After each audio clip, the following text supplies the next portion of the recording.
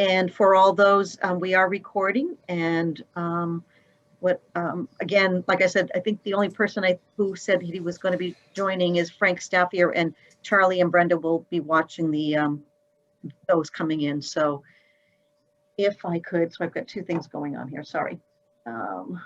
If you would like to, for the, Yep. if you'd like to begin the meeting first, Mr. Chair, to open. Of course. Well, let's call to order the finance meeting for Old Colony Planning Council on March 30th, 2021. I will begin by reading the accessibility statement and Title 6 non-discrimination statement. This meeting is accessible to people with disabilities. Microphones or telephones will be used by all speakers. Large printed materials are available upon advance request.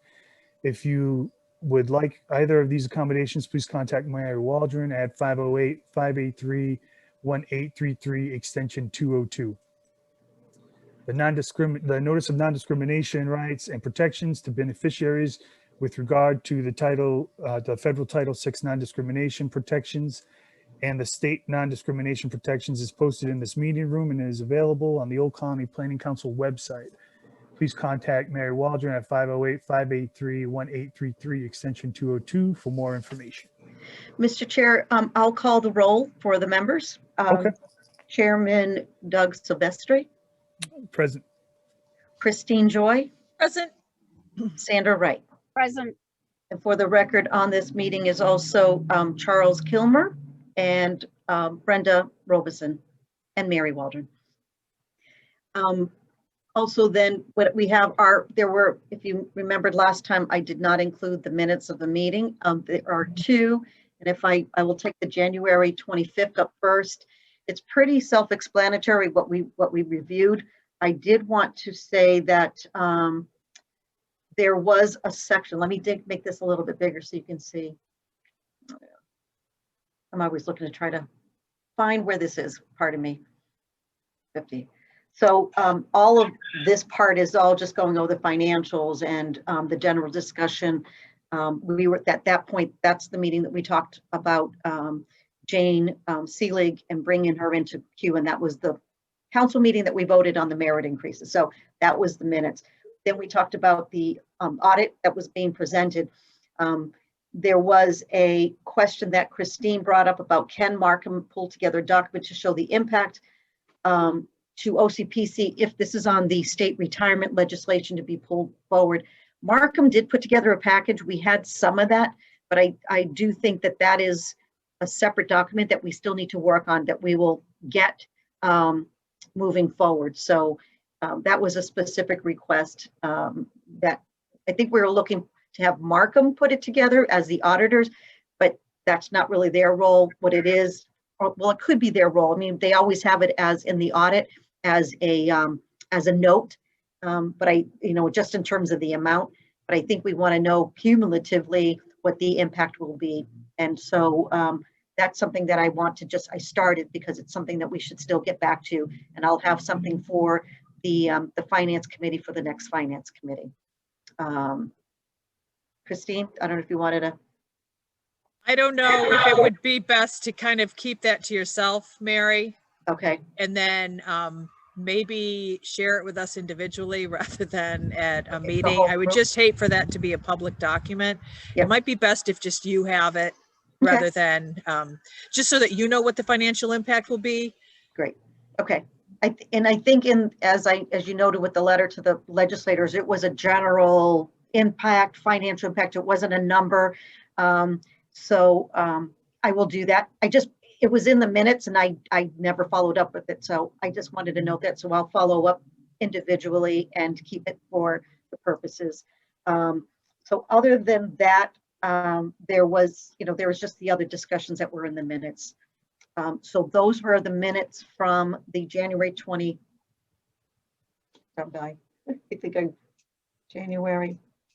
Nope, sorry, it was the January 25th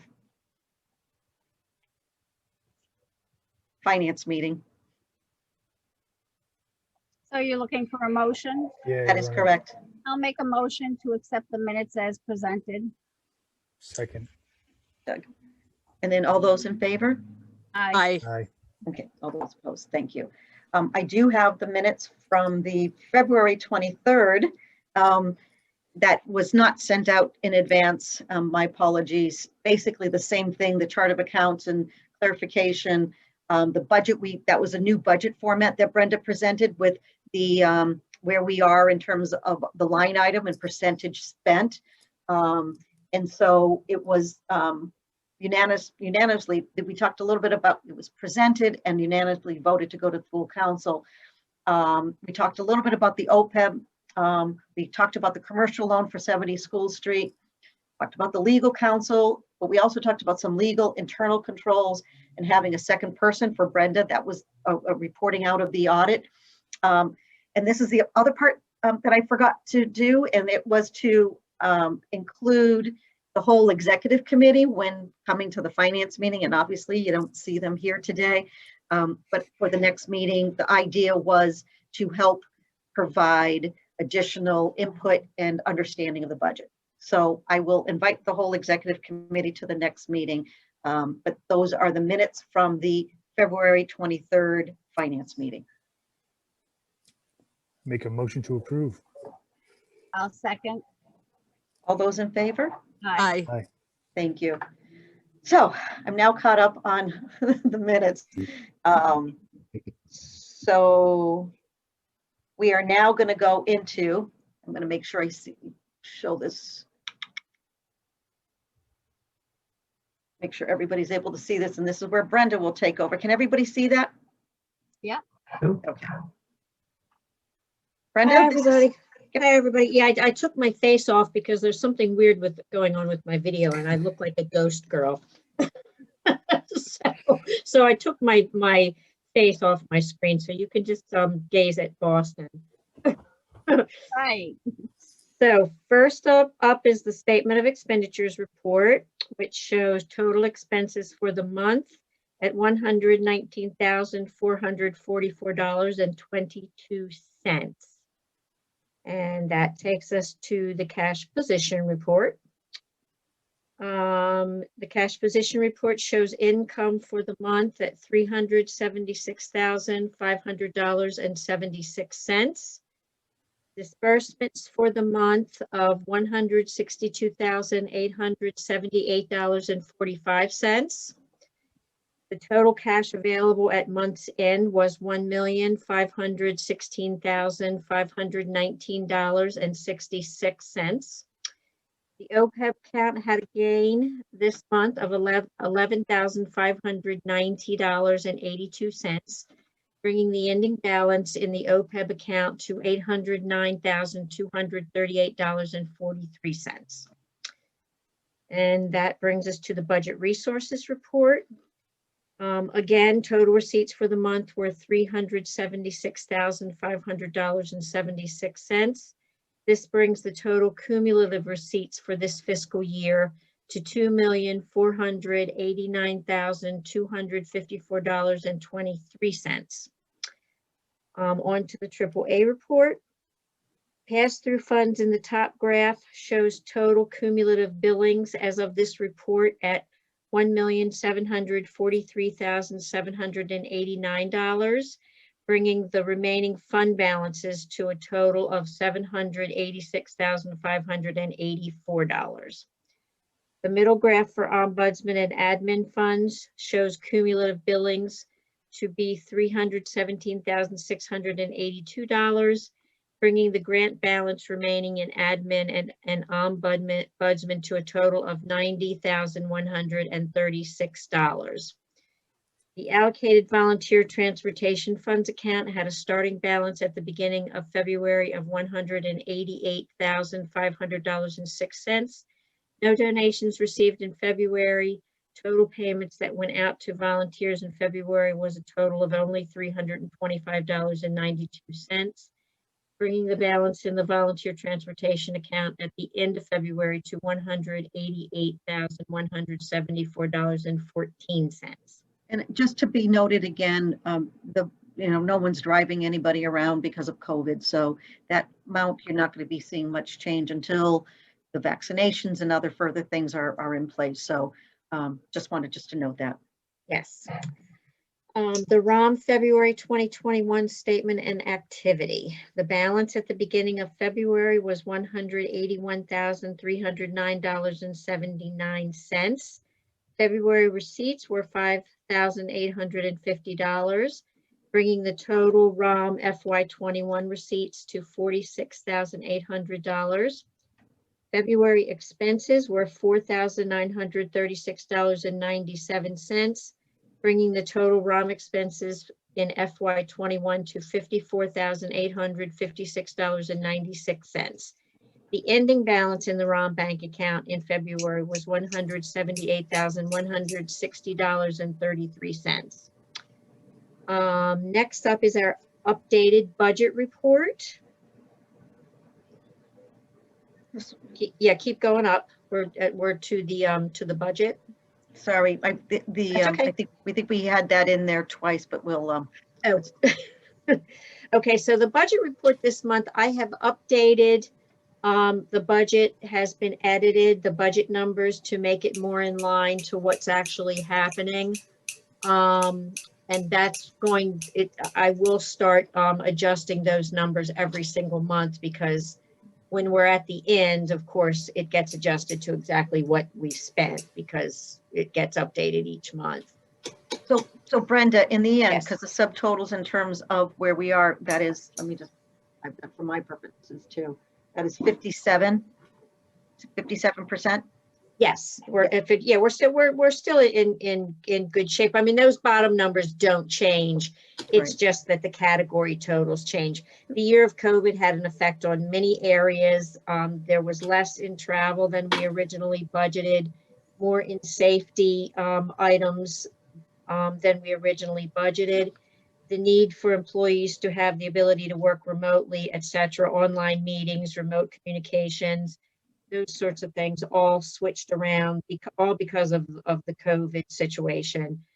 The direct expenses and the admin expenses have also been adjusted to allow for budget amendments, creating more category allowances in various grants as needed. We just reapplied for the EDA final year. So that budget has been rewritten. I've moved the numbers around in the budget categories to reflect what we've actually asked for in year 3 in the categories. The bottom lines don't change. It's just the categories get moved around slightly. We do have a large amount of money in miscellaneous at this time. Sorry. Which gives us a comfortable surplus for any unexpected expenses and or towards having a surplus at year's end. So if you go up to the first page, you'll see in the miscellaneous category, right across, you'll see that we have $40,000 left in that. You know, we have a lot of money left in miscellaneous, a lot of money left in miscellaneous. Yeah, that was going to be my question is, are you adjusting any of these balances because of the underspending that's happening on some of these categories? Well, things got moved around, and anything Right. that's left over gets thrown into miscellaneous. You know, we always have a pretty comfortable miscellaneous balance, quite honestly. But this was just a strange year. Yeah. so besides it being strange, there are some things that we have on our plate, including, there's some, what do you call it, technical pieces for computers in terms of cybersecurity. It's being recommended. So I was hoping that Howard from Right Technology was going to have his IT assessment like he did a year ago, ready for this meeting, and it's not, but he said he'll have it for next week. So that can be further evaluated. We've put a request into all the staff to talk about the things that they need to do their job better, whether it's remote or within the office, things like the GIS plotter, and there is the GIS ESRI, and it's the software and the data pieces that come along with it. Everything is moving to an online. So like when you would do in an Adobe and you would buy the disk and it would be good for till whenever it would go. Well, now it's on a yearly subscription, so things are changing for us. So I'm still trying to get a good handle on the those capital expenditures. We now know what a Zoom account cost, and we now know what, we don't need, I think we had an account for as a backup for like the go-to meeting. Well, we haven't really used that. We're using more Zoom, so we can get rid of that subscription, but keep the Zoom and, recordings and webinars and all those other things. It's been still a little bit of a challenge, but so I guess the good news for us is, while these things are all kind of coming to fruition now because we're getting the end of our fiscal year, having that miscellaneous in there could be helpful. And we're going to delineate what comes out of OCPC account versus what comes out of the OCPC ROM account. Right. We also bumped up the building expenses because of the roof situation, Mary. We may have to be putting money into the roof. Yep. So what was originally, so I can talk a little bit about that. What was originally estimated to be about $13,000, another to Christine, I think it was Christine's recommendation. We did get the additional quotes, and someone came in and said, oh, we can do this for $3,500. That's a big difference. I'm going to get like another quote. It's a rubberized, there was, believe it or not, it is how, when it rains softly, it doesn't leak. When it's a driving rain, it was thought that it was coming, the rain was battering a wall that had a paint, like a rubberized paint on it that is chipping away, so that when it's driving rain, like a nor'easter that is coming through. The second person that came in says, I don't think it's that way. I think it's coming in from underneath and it's coming through some seams. So the idea was to put like a seamless rubberized over an area that should funnel everything into a drain that we have up on top of the roof. Did I explain that kind of okay, Charlie? Yeah, I mean, that part of the building was built in 1883, so there's going to be some growing pains with it. So right, and right. We're doing it's certainly better than it was, and right. We're definitely making progress on it. But my goal is right now, and it's been that way since I've come on board, there was leakage from a back pipe, and we thought that pipe was leaking, and it's not. That drain was pretty clear. It's coming from other things. My goal is really to get rid of all the tarp and get rid of all the leaking and try to get a fix to that. And the person who's working on it came recommended by Capeway Aluminum, a local vendor who specializes in roofing. So the good news is that we think it's not going to be 12 grand. We think it's going to be more about 3,500. But that seems to be, that's a big difference. Yeah. So Sandy, your question is a good one. I mean, there is a, do we need an RFP? And we do need an RFP if it's over a certain amount. But at this point, I believe it's 10 grand. So if it was the 12,000, and if we were going to get 3 quotes, or at least, Still be in the same ballpark, yeah. Well, but now that it's 3,500, again, I'm not the expert about rubberized roofs. I've become educated on it. Charlie's had some experience on it. Pat Giamella, because he stopped in to see Charlie for his 25th anniversary, and we talked a little bit about that. So yes, there will be a formalized process. If in fact we get estimates that say it's going to be over a certain amount, we would put out an RFP. Okay. And just if I could, just on a side note, internally, we are prioritizing vendors. We're looking to have our vendors to come from our area, from any of our 17 communities. We are, like we just did one of the part-time staff did a search of all the printers. So if they are a minority or female-owned business, we want that identified so we can know that we are supporting local businesses. We would do the same thing on this case in terms of putting a search. So I'm not looking to spend that 40 grand. I'm really not. But I would like to try to, you know, if there are some things that we can get fixed in a year that we have some capacity, that it could be for a long-term roof or windows or things of that nature, that would be great. Just also as an aside, because it does fall under budget, we have someone who might be interested in renting out our back space. So potentially getting some income from that person. What that may mean would mean we need to put some new carpets and a fresh, you know, coat of paint on the back. But, you know, that could be, I'm looking for different ways that we can bring in some, obviously some income to support the work that we're doing. Brenda, anything else? No, I think that pretty much covers it. Anybody have any more questions? No, I think that's good. Oh, Okay. Very exciting that you have a potential renter. That's great. It is. Let me stop sharing the, yes. And the idea is that we're really, you know, it just really is just trying to get some ideas about how to reconvene ourselves and how do we reimagine ourselves. And so I'll keep you posted. So this is the package that was sent out for the 31st. So Rockland Trust wasn't able to be here if we had any questions, but I think there was a couple questions that came up, if I remember. I don't know, Doug, if you had a question on. yeah, there were a couple of short sales on some of the funds, which kind of gave a negative year-to-date balance. I believe it was like a negative 300 or 330. It's kind of, I was just interested to know why you would short sell funds in a time like COVID. But Brenda, did you, I mean, that could wait till tomorrow, but were you able to take that question and send it just in advance to Barbara? I did, and she responded. She Yeah. responded back today. She responded back to Doug and myself. Well, could you share that with the rest of the members so that they're brought up to speed? Sure.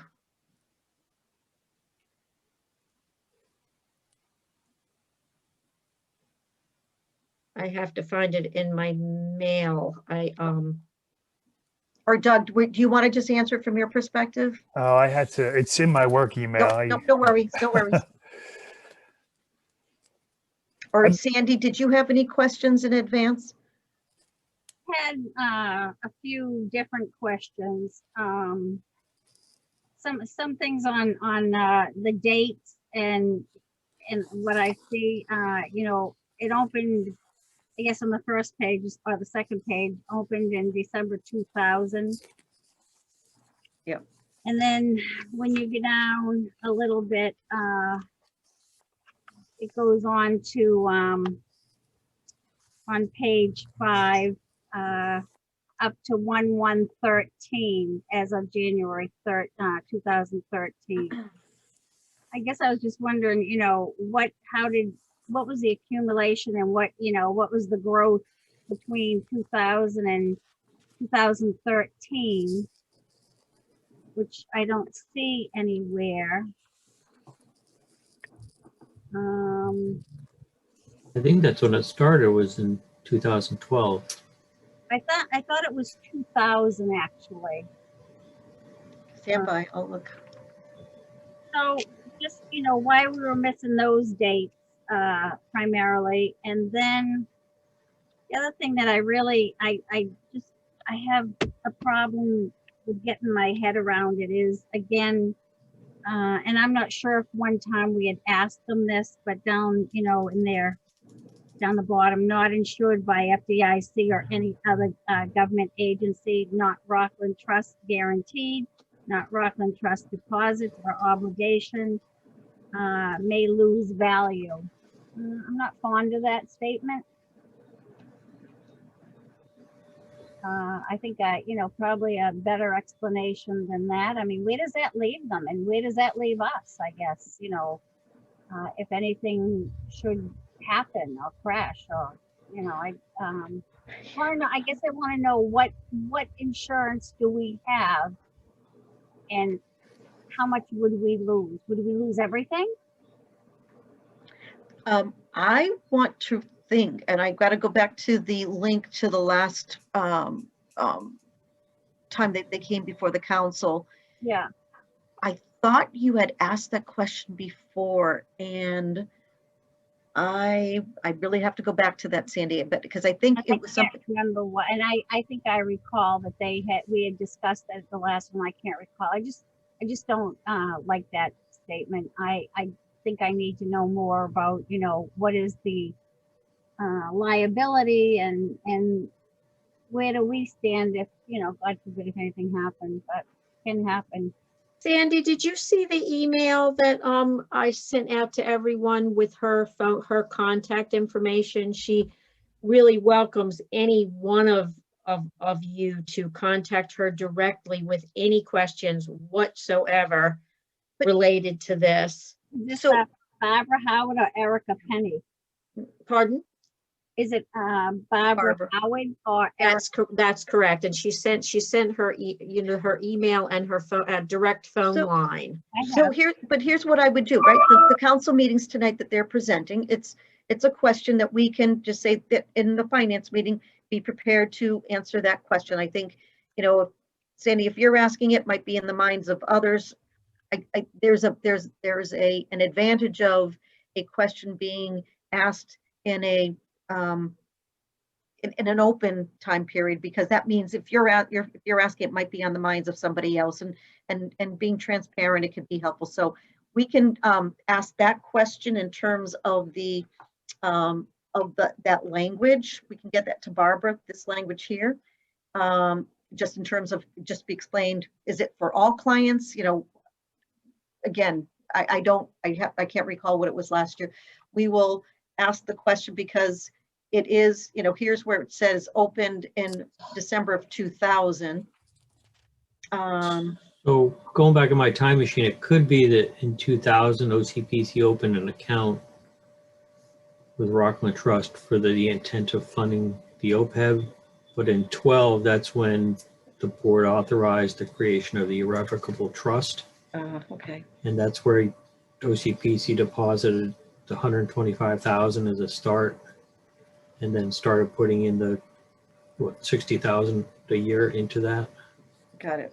65,000 somewhere, and I did see that. Right. So maybe that's why that 2000 date, because that's when Pat took over as director. So I guess Maybe that's one of the initiatives he started.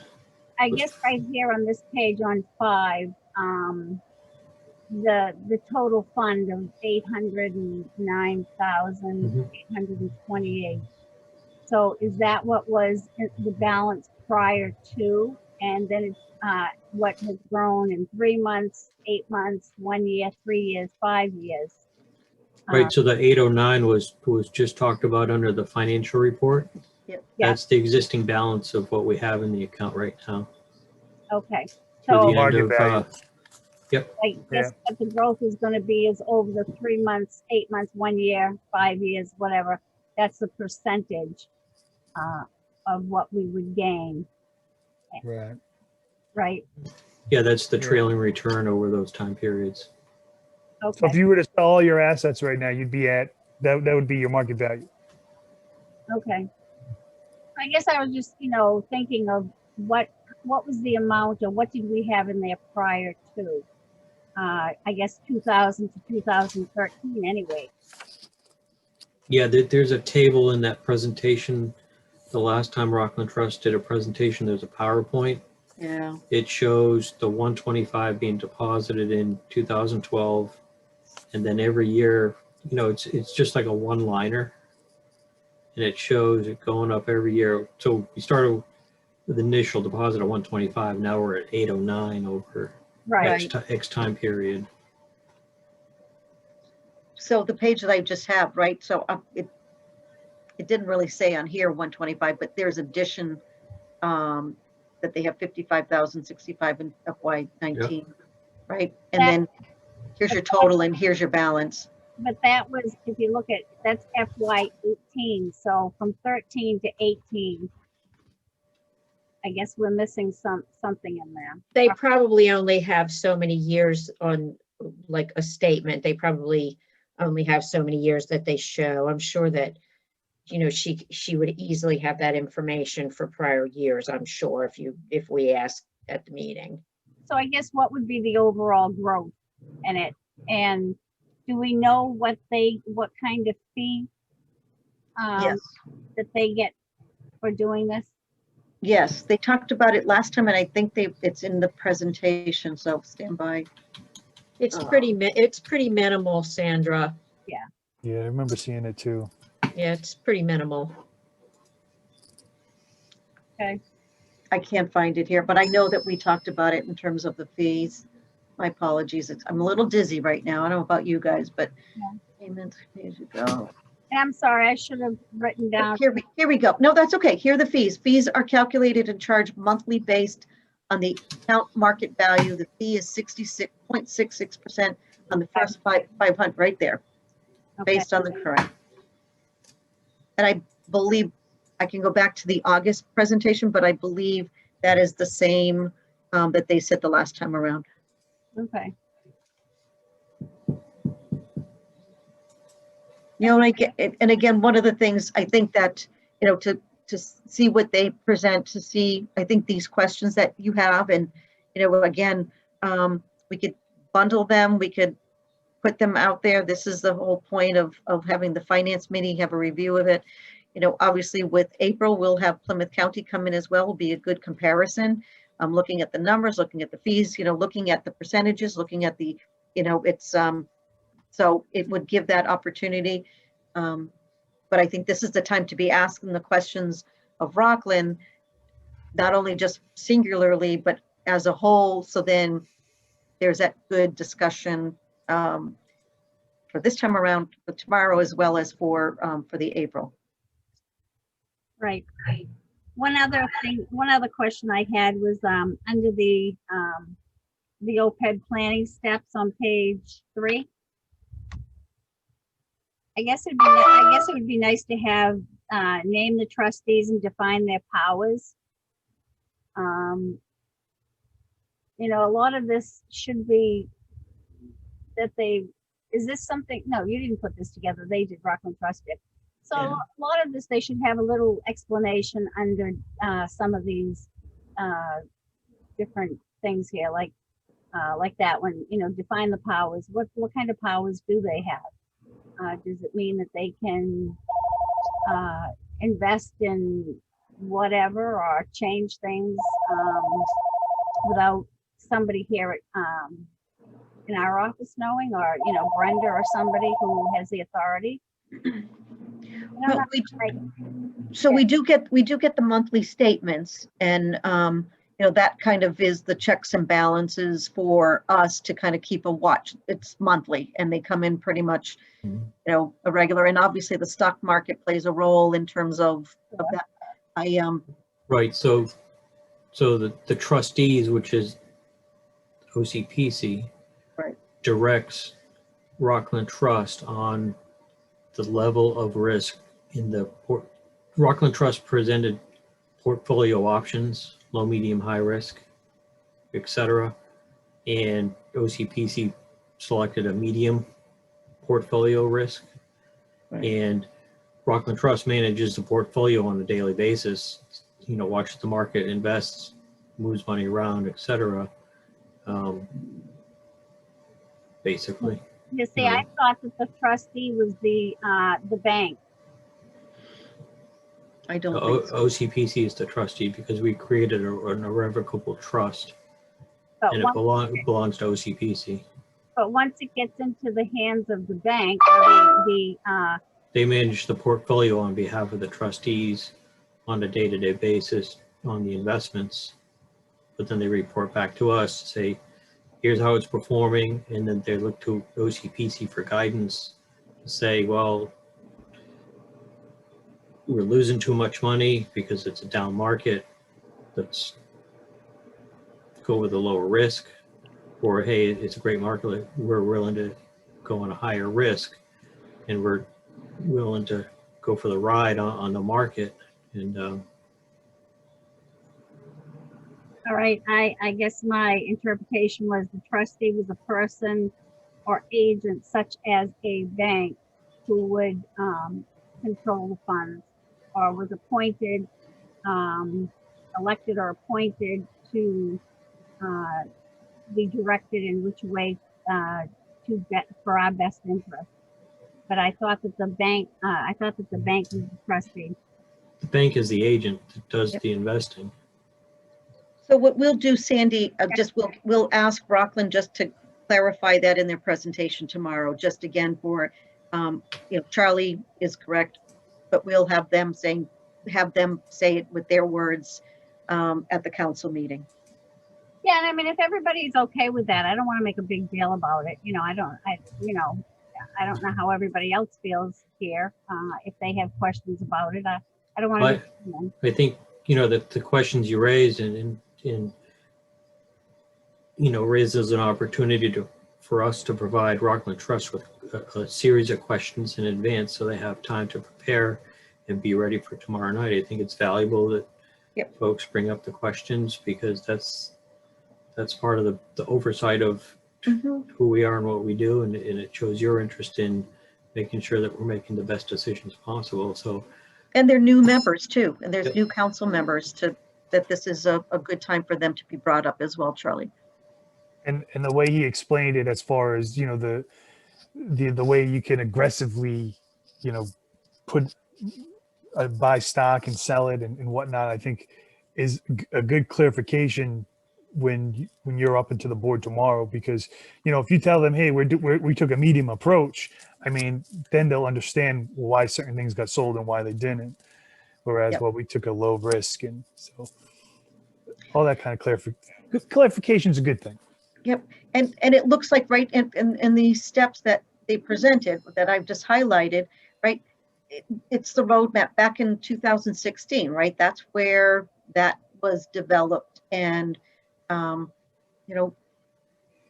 like what we do with our policies is upgrade them. Is that something that they have to change or upgrade or update? Say that one more time, Sandy. I'm sorry. So, like what we did with our policies, is that something also that they need to update from 2016? Well, I think that's for what they mentioned last August, and I think they'll mention again, is that's up for the council to make a decision. And while, in 2016, there were different council members, the reality is this market is so volatile that, to be too aggressive may not be to the advantage that we want. Remember, there was a whole discussion about how to approach this. And, right now it just seems to be doing okay. I mean, this is the, second or third month in a row, Brenda, that we had not lost? Yeah, it's the second month in a row. Yes. So we're doing it. We're back on doing okay. Good. Okay, I'm done. Again, don't be sorry. Don't be sorry, Sandy. No. I didn't get the memo. I wasn't invited, so here I am. No. I think, again, I won't speak for anybody else, but the questions are, if they're on your mind, they're on somebody else's mind. And I'm always been of the mindset, I don't care how often, but as you can ask, 8 people can ask the same question 8 times, but as long as the answer is the same by, in this case, Rockland Trust, then that's the whole point, right? It can, until it gets the answer that one is it just needs to be explained until everybody feels comfortable. Right. Okay. Christine? All right, I've got a couple questions. My first question is, how often should we evaluate the risk level? Is this something we should do annually or every couple of years? What we feel comfortable for a risk level at the time? I just don't know. I mean, as a finance committee, maybe we should be doing this annually, and then we make a recommendation to the board if we're looking for a change, or 2 years. I don't know what would be a good amount of time. Maybe it depends on the market. Yeah, Barbara definitely said that she had some suggestions for those very things. So I think that at least annually, when we have these meetings, we'll look to them to, because they're that's their expertise, knowing what's happening. So, I mean, I think maybe at least once a year for sure. Mhm. Okay. Okay, To institutionalize that, I think is what you're getting to, Christine, right? right. That, you know, that might be something that we want to add to the bylaws even in the next review, that part of the finance committee's duties would be to evaluate the OPEB level of risk and make a determination if it's, you know, where they want to be. Yep. Okay, so my second question is, when Mary and I were in the office, we met, David Klein was there, and he expressed some concern about any type of movement with the OPEB. So my question is, are your pensions different than any other town or municipal employee? I don't think so. I didn't think so either. Yeah, I I didn't don't think understand so. his concern. So this is different than your pension. This is other post-employment Oh, yeah, benefits yeah. for health insurance Okay. and dental insurance for retirees. This is separate from the pension. Oh, thank you, So- Charlie. The pension is through the state retirement system. It's paid by the Commonwealth of Mass. Okay, so this would not be any different from the health insurance for any other Right, so Plimpton, for government example. employee? Right, exactly. No, definitely, it's definitely the same, the very Okay. same thing. Yep. Okay. All right. And then my last question is, in the event we were to choose to transfer to another OPEB, would there be any type of penalty or fee? Do we know that? There That's a shouldn't good be. question. Yeah, there shouldn't be though. There shouldn't be. I wouldn't think so. I wouldn't think so either. If it just moves from one into another account, that's the same kind of an account, I would think there would not be, but we Okay. should, we should probably ask that of So- our Rockland person. Right, so what I would do if we could, Brenda, and I could put together some of my notes and then get together with Charlie and you, but let's put all these questions together. I'm not going to share the recording, but I think we can take these questions, put it into a format, ship it off to Barbara and have her be ready to answer the questions for tomorrow. Yeah, excellent idea. Yeah, that is exactly what she wanted anyway, so that she could streamline the meeting as much as possible, because we have a whole other, agenda of things to do tomorrow night. And we'll take this one out of order. We'll have them come Right. up in advance. So That was it for me. So we've got the three from Christine. I've got those. We've got Sandy in terms of the not insured. We want to be able to get some information about the trust and the establishment, just to confirm what Charlie had said in terms of what that constitute. We want to get some information just in terms of a little bit more of the history, like they did the last time, from this open in December, but from 2012, as Charlie said, they constituted the trust, and then to just to run through again from what's happened from 2013, from the initial 125,000 to what we're talking about today. Did I know I must have missed something else. Oh, sounds good to me. Mary, this is probably going to be a very stupid question, but so how are these benefits paid? Are they actually, if someone, a retiree, has dental and it's paid through, is it paid through the OPEB and Rockland Trust takes care of it? Brenda, do you want to handle that? Well, no, it comes, the benefits themselves, the health insurance, a portion of it, of course, comes from the employee, and then another portion comes out of the admin fees of OCPC. So the purpose of the OPEB then is strictly, it's strictly for, I guess those retirement funds. I'm not totally sure about that, but the only benefits that are paid out of the OPEB are the retiree funds. With the Charlie? Right, OCPC. so Thank you, Charlie. for retirees, I believe that it's a 50-50 share, Mhm. if I'm not mistaken. So retirees will it's just like in existing, so OCPC pays the 50% to the company, and then the company disperses its benefit to the retiree.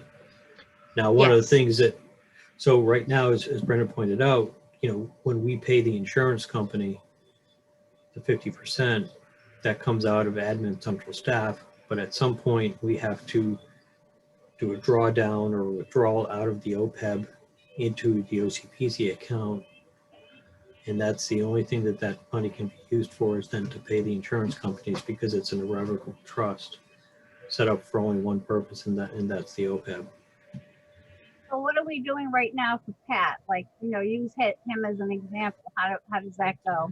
Right. So as I recall, when I read the audit report, there was a $40,000 number for OPEB retirees on an annual basis.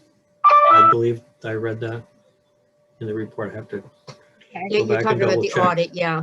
Yeah, in the audit, the Yeah. auditor, there Yeah, was a line. it is all right in the audit.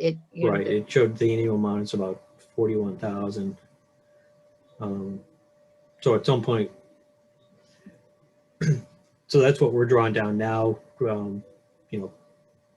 Pat is a newer retiree, et cetera. Patrick is another one. So it should be a little bit higher going forward.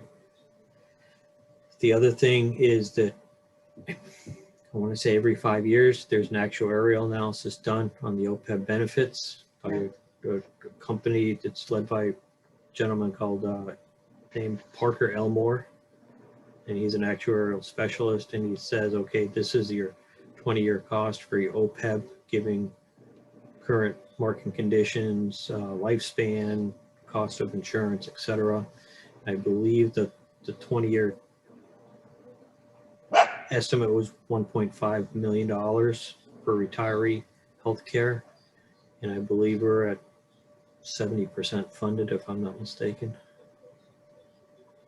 So Charlie, if I might, in the audit, did they do, what am I trying to say? Did they estimate, I guess, what the older population is that might be retiring? Let's say in 5 years, we should look at and see how many retirees we might have. Yeah, I think as I recall, the financial statements summarize the actuarial analysis, the 20-year cost. Okay. Yeah. But maybe that's something we could send back out, is the actuarial analysis, and I'll double check the financial statements as well, because it had that 20-year horizon number of how much we're trying to get to if this account was fully funded. Right. I think we have till what, 2029? Yeah, I think something like that. I think was the when they- Rockland talked to us the last time, they said, yeah, 2029 would be the, based on our current projections, that's when this would be fully funded. All right, so it didn't go up to 2032. I thought that there was some question in there. So I think 2029 is the number.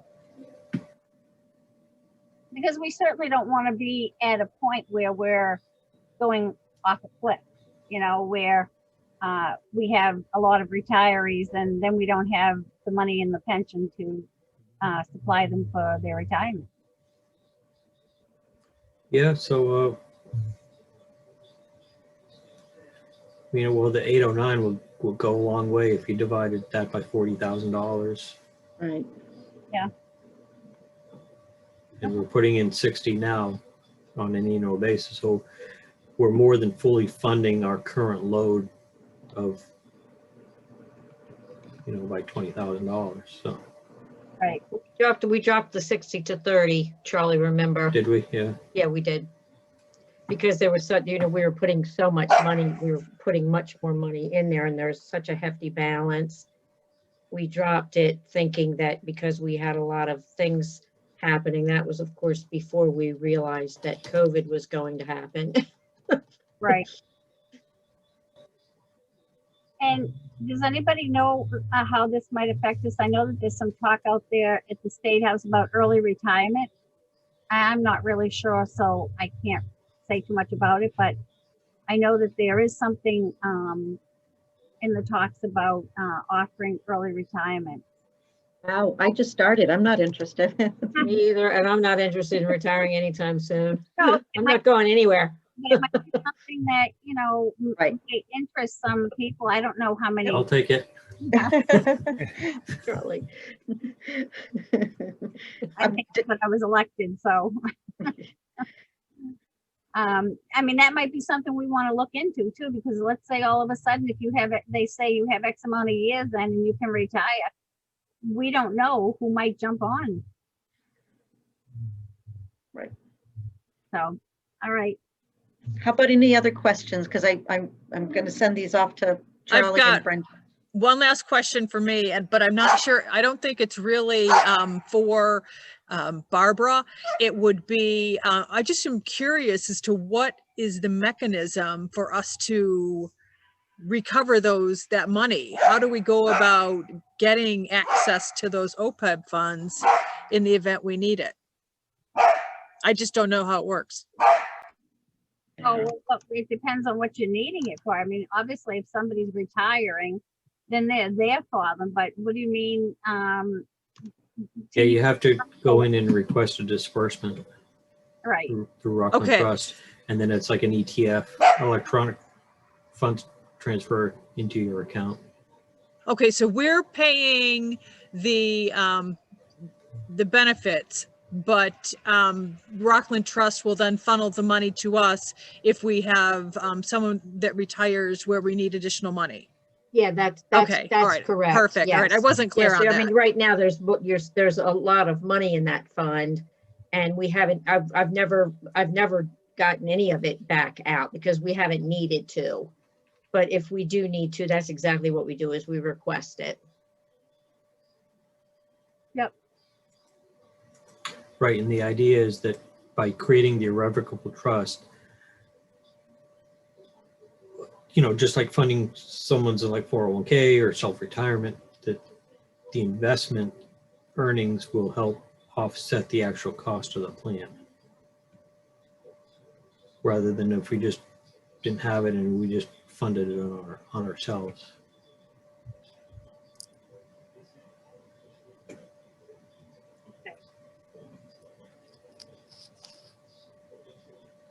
Anything else? I know that's So I found, Everybody had really, really good questions. so I found the Rockland presentation, the council minutes when the OPEB was established, good. and then the next meeting that talked about the balanced fund investment. Plus I found the Odyssey actuarial analysis. So, You want to share your screen? well, I'll just email it to you all. Okay, that's great. And, Thanks, Charlie. It's like a library. Yeah, it's amazing. His Rolodex and what he pulls out documents like seriously amazing. The Library of Congress is right here at OCPC. And that's an asset, Charlie. It really is. Yeah. I'm going to stop sharing this because I can see people. All right. I don't think, I didn't know if I meant, that was not the only thing that was not on the agenda, but that's the OPEB for right now. Let me go back. I think it's the update on the Rockland Trust loan. Yep, hang on. Let me do this. And so the Rockland Trust, let me get back to the agenda just so we can get it. Yeah, so the loan itself. So Brenda, I've reached out to Harbor One, have not heard back. I did reach out to a couple others. I have not heard back. It is a busy time of year. So Rockland did get back to us. We're in the process, some of it has been, by the time we go dig deeper, I mean, I can show the emails and the evidence that we reached out to others. So Rockland continues to be the person that we're dealing with, no matter who it is, we're going to need an appraisal of the building. So we're in the process of doing that. by the time we spend my time, Charlie's time, and Brenda's time to continually to keep digging, like if someone does pop up, we certainly can try to play catch up. But Brenda, the timing of this, because we thought that the loan was ending at the end of April, is that right? End of March? I think it was we extended it by 6 months. Okay. So 6 months back from April, the end of April, whatever that would be. And in all fairness as well, I mean, Brenda's had to do some chasing down of them. It's just busy at all these banks, no matter whatever's going on. So there is an appraisal that is needed. There's a bunch of forms that are needed as well. So, you know, about the history of the building. You know, I don't think that, I mean, we don't know the rate yet, correct, Brenda? That's correct. Yeah. So, but they are starting to creep up, and that's probably the only kind of Yeah, it's going to concern be that I very have. frustrating. It's going to be very frustrating if it was a great rate back in when it was supposed to have renewed, and you know what I mean? If it's a lot higher when it actually does renew, it's going to be really annoying. Gary, can you refresh my memory on what the Rockland Trust loan is about? It's the loan on the building. Oh, on the building, okay. Yes. Nothing to do with ROM or anything like that. Well, Rama owns the building. It's the building, the loan is in Rom's name. So, That was a building improvement loan. Yes. Sorry, thanks, Charlie. okay, Did the new roof, the HVAC system, the windows, and the brick repointing. Yep.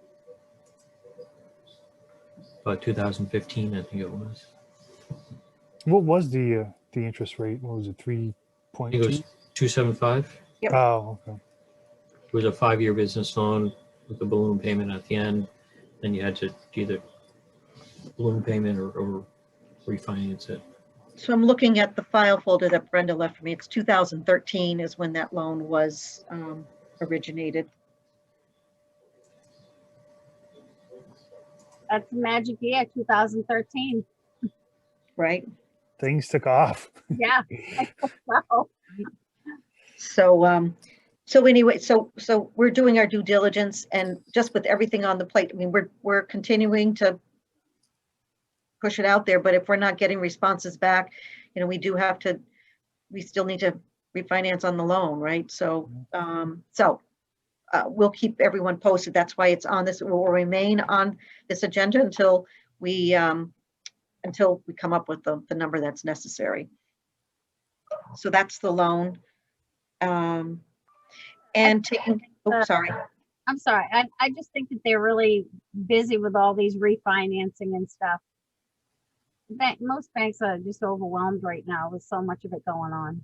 Yep. I think you're slowly starting to see those rates creep back up, though. Yeah. Yeah, that's true. This is the turnaround.